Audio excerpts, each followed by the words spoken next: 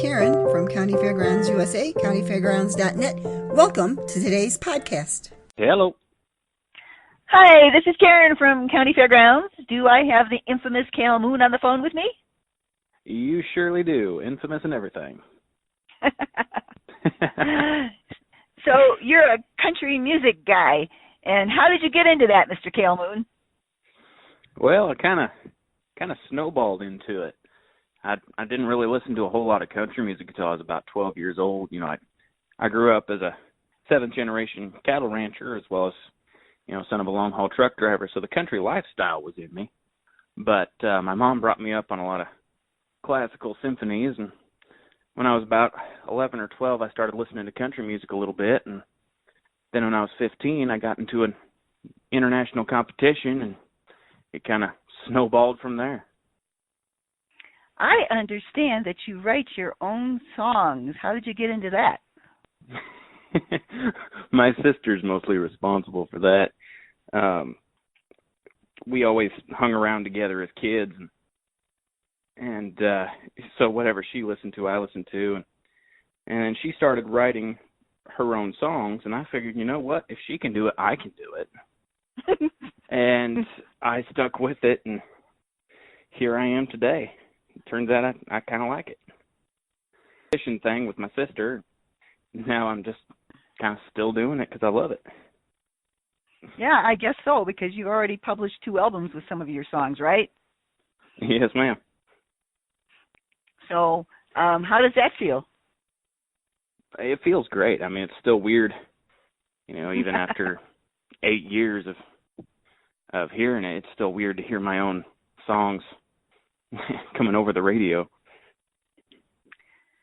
Okay, so you've performed in a lot of places. What has been some of your best memories? Ooh, every single place I play is some of my best memories. I mean, the Watershed Festival back in 2012, I played for the very first one. Got to open for a lot of cool guys like Steve Holy and Dierks Bentley, and it was a magical experience performing to 30,000 people. But even, smaller places, like, take your pick, any county fair I've ever worked, there's always something magical about it. And when there's that connection with the crowd, there's just nothing quite like it. Yeah, you know what's magical about the county fairs? People are happy. That's what's magical. Yes. Yeah. I think okay. County fairs can often give Disneyland a run for their money for the happiest place on earth. And we need happy right now. Very Indeed. much. You have got a terrific voice, but I guess you've been told that before, right? A couple people, but I never tire of it. Sounds like you don't get tired very much from what I can see. Not too often, no. Okay, so you travel with your own trailer-like thing and it has a stage in it? No. There is a few videos on Facebook of a trailer that I borrow from a different sound company, and they have a really super cool setup toward where we can roll in right after a rodeo ends and just crank into the concert immediately as the stage door is lowering while we're moving, and I just walk out onto the platform after we stop and let it rock. Yeah, I guess so. But no, it's not mine, but I wish it was. Well, maybe someday it will be. Yeah, who knows? You learned how to play guitar rather fast. Do you want to tell us about that? Yeah, the World Championships of Performing Arts 2009, I somehow stumbled into that, and when they wanted to launch me as kind of the triple threat, as a model, an actor, and I was always singing in the green room, so they said, why don't you just do this as a singer as well, and we'll just put you in all 3 categories. I said, okay, but they also wanted me to sing one of my own originals, and the only way to do that is to either pay somebody to record a track for me or learn to play a guitar. I chose the cheaper option. So in 3.5 months, I went from never playing guitar before in my life to, backing myself up in competition. And Wow. I completely fell in love with it. Yeah, that must have been kind of hairy, though. It was a lot of 8 to 10 hour days playing until my fingers bled. And when I get a hold of something, I don't turn loose of it. Mm. So when I knew I was going to be competing and backing myself up on guitar, I wanted to be the best I could be. So I would practice for, at least 8 hours every day, and haven't really stopped since. So have you been in Nashville? Yeah, I've been to Nashville quite a bit. In fact, the last project that I released, we recorded in the same studio that Jason Aldean uses, and a lot of the top guys that have been on Garth Brooks and Taylor Swift's records. And it's pretty fun seeing there in Nashville. I even worked a couple of dive bars down on Lower Broadway, and that kind of trained me to be kind of a live jukebox, and taught me how to read a crowd toward where I can change up the show at a moment's notice depending on what the crowd wants to do. So I hated every minute being in those dive bars, but it trained me like boot camp for kind of being a level up on the artist that I was. Mhm. I imagine it would. So where do you see yourself going with this? Down the road. That's a silly I don't answer. know. I try to keep my expectations low, No, actually, I want to take it as far as I can, If I'm up there with the likes of George Strait and Alan Jackson, that'd be great. But if I'm never more than anything what I am, it's been a good run so far, and I like everywhere I get to go. The good Lord blesses me every turn, and I'm happy with it. There's a lot of competition out there.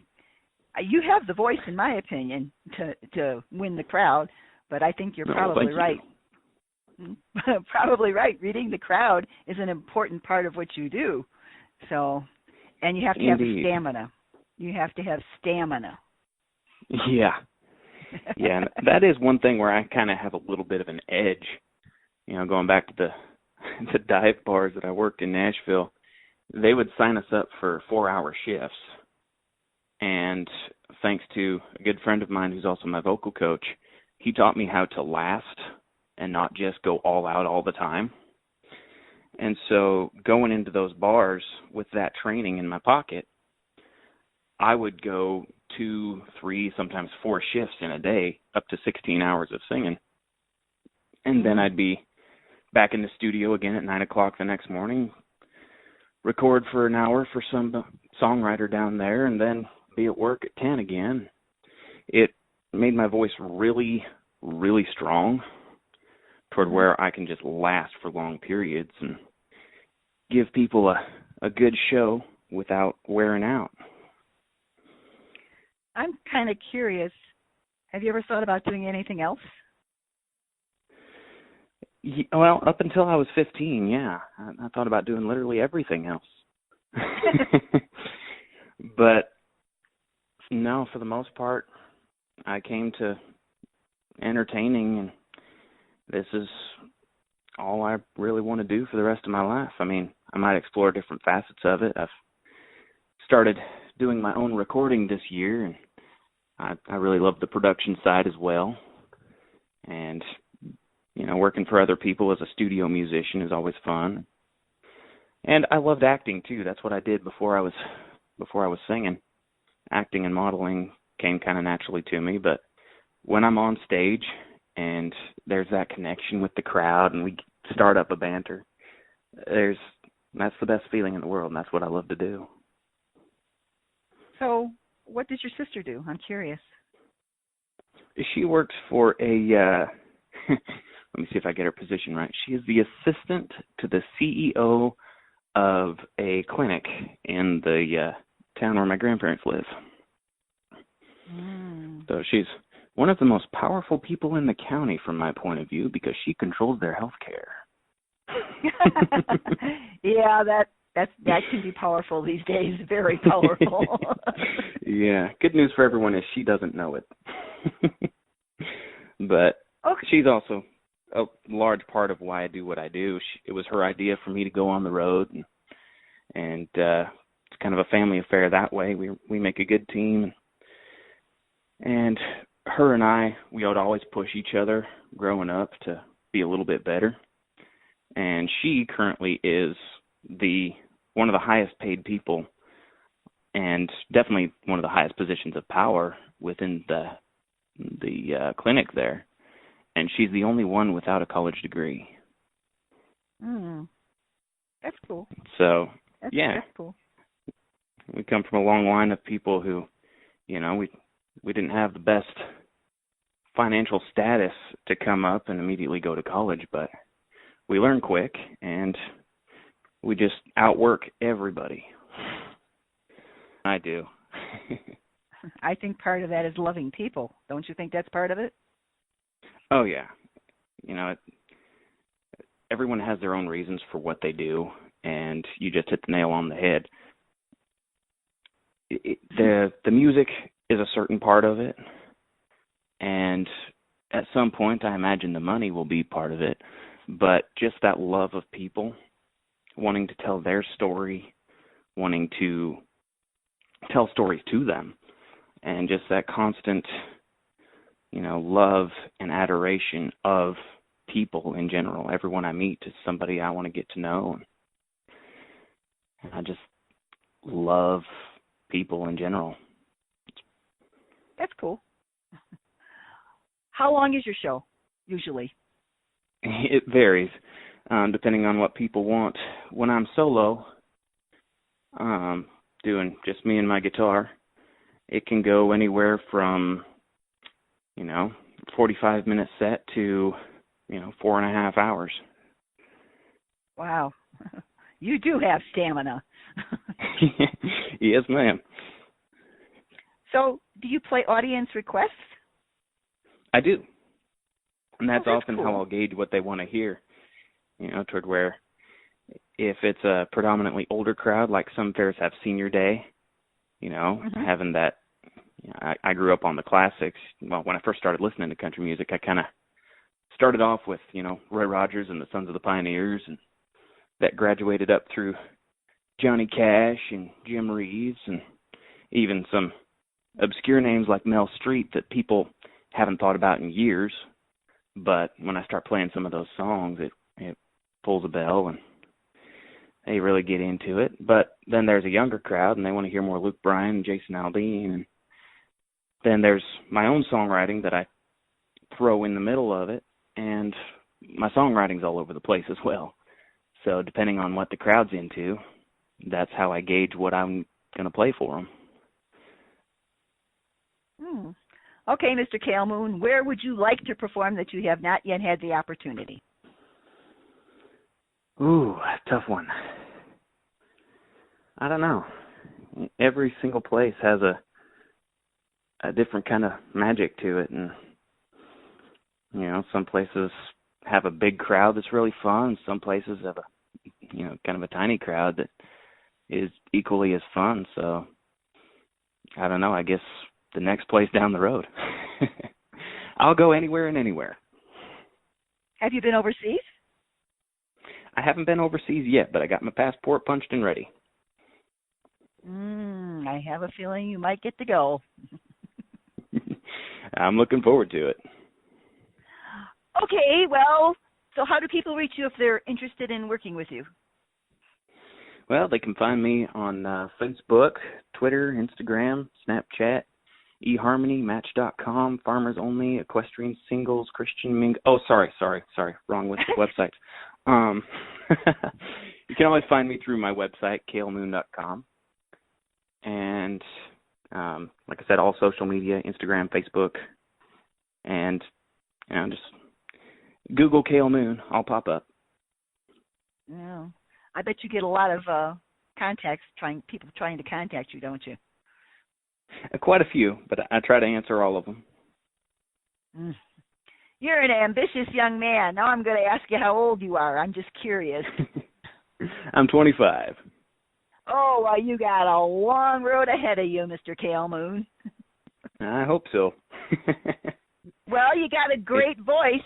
And you know one thing about country music that I always liked and loved so much is because it makes people happy.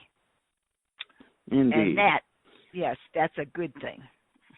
So. And the thing about country music that you don't really get from any other genre, one of my mentors told me this once. He said, country music is the kind of music that can make you feel really good, that you feel that bad.